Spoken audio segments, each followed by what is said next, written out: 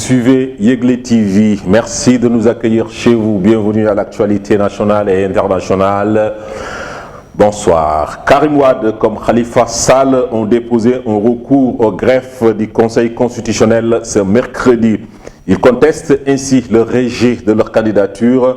Pour Karim Wade et sa coalition Karim 2019, pas question d'accepter une telle décision qui les écarterait de la course à la présidentielle, d'où leur contre-attaque au Conseil constitutionnel. Récit signé Khadi Badji. La coalition Karim 2019 a déposé ce mercredi son recours auprès du Conseil constitutionnel conformément à la loi après le rejet de la candidature de Karim Wade. Ce recours a pour but de contester la décision rendue lundi dernier par les 7 sages.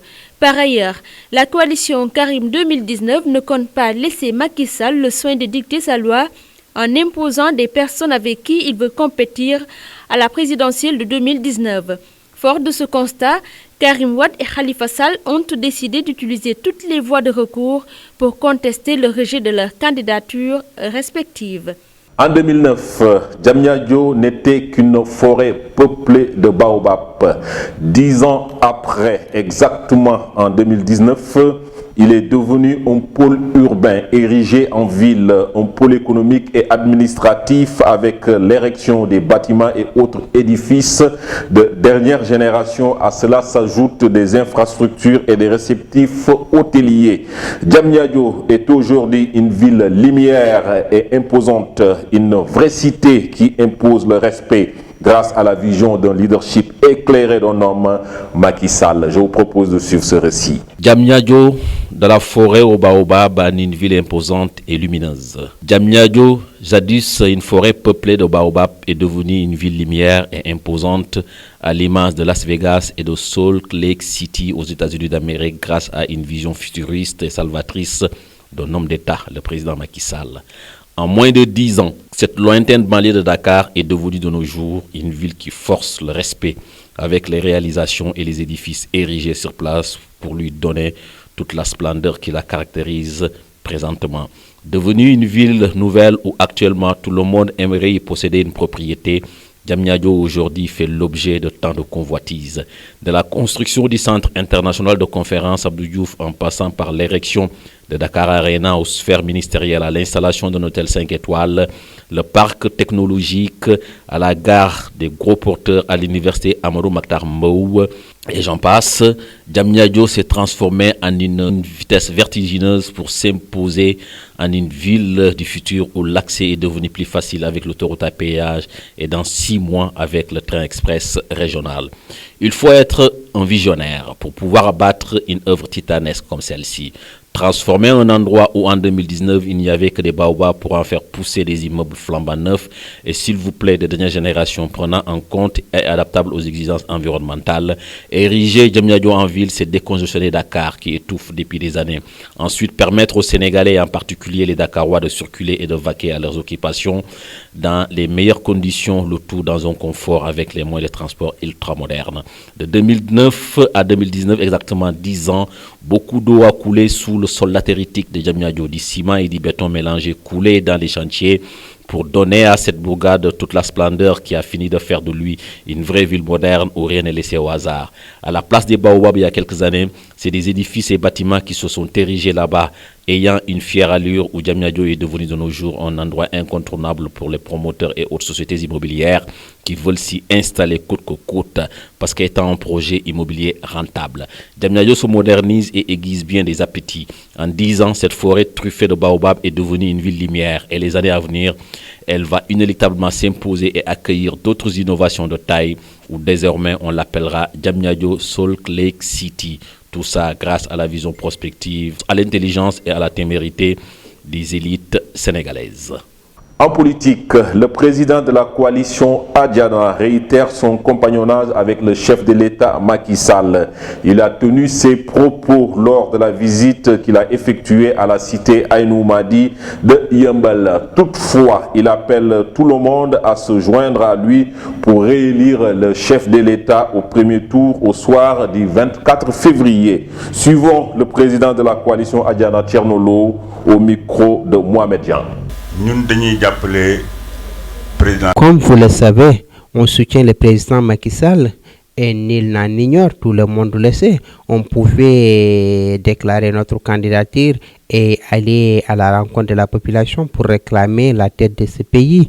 On a les atouts et tout ce qu'il faut, mais on était avec Macky Sall dans le gouvernement de Wade et il était le premier ministre et moi j'étais un parmi ses ministres. Quand il faisait sa première sortie en tant que directeur de campagne du président Abdoulaye Wade, c'est moi qui l'avais accompagné au Gabon. Là où j'étais, à savoir le parti PDS, je l'ai toujours défendu après sa sortie car je ne tourne pas le dos à mes amis et je ne trahis jamais. Avec tout ce temps, il a fait son chemin jusqu'à être président et c'est après qu'il m'a tendu la main en me disant qu'on a tout partagé, le même gouvernement et il me connaît très bien et c'est où les Sénégalais me placent. C'est pourquoi il m'a demandé de l'accompagner, chose que j'ai fait. Parlons toujours de la visite du président de la coalition Adiana à la cité Aïnoumady pour dire que le ministre Thierno a rencontré les femmes de la cité.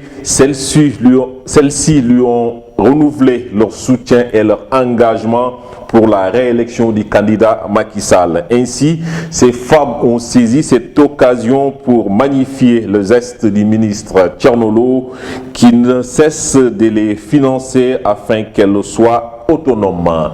C'est un reportage signé Djibril Dem et Mohamed Jean. La cité de Aïnoumady 3 dans la commune de Yeumbeul Nord a reçu la délégation de la coalition Adiana. À sa tête, le président de la dite coalition, le ministre Thierno. Occasion pour les femmes de Aïnoumady 3 de lui remercier. Comme vous le savez, c'est le ministre Thierno qui nous avait financé pour qu'on puisse être autonome. Ce n'est pas la première fois qu'il le fait ici à Yeumbeul. La première fois qu'il m'a remis une enveloppe, je l'ai donnée au groupement du vendredi et l'autre au groupement du lundi. Nous lui remercions. Cependant, il souligne qu'elles vont l'accompagner jusqu'à donner un second mandat au chef de l'État en 2019. Tu connais très bien Yeumbeul et nous aussi, nous vous connaissons. Depuis que vous avez noué des relations avec nos enfants, vous ne cessez d'œuvrer pour la bonne marche de celle-ci. Comme vous l'avez dit, on va s'y atteler pour que nous tous puissions accompagner et aider le chef de l'État pour qu'il puisse avoir un second mandat au soir du 24 février. La coalition Adiana, dans sa perspective de massification et de fidélisation des militants, a rendu visite les femmes de Yeumbeul. Ceci pour les remercier tout en les incitant à mieux défendre le chef de l'État et son bilan.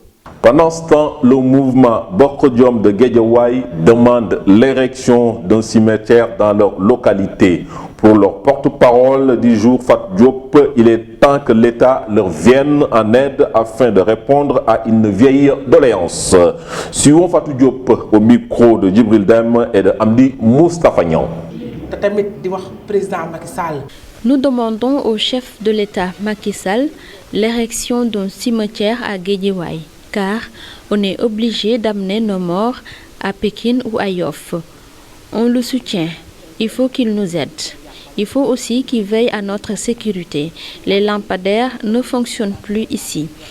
Comme l'a si bien dit Ndeye Fatou, nous portons la voix des jeunes, donc il faut qu'il nous aide car on compte l'élire en 2019. Dernier acte de cette édition, la page internationale, c'est avec Djibril Dem.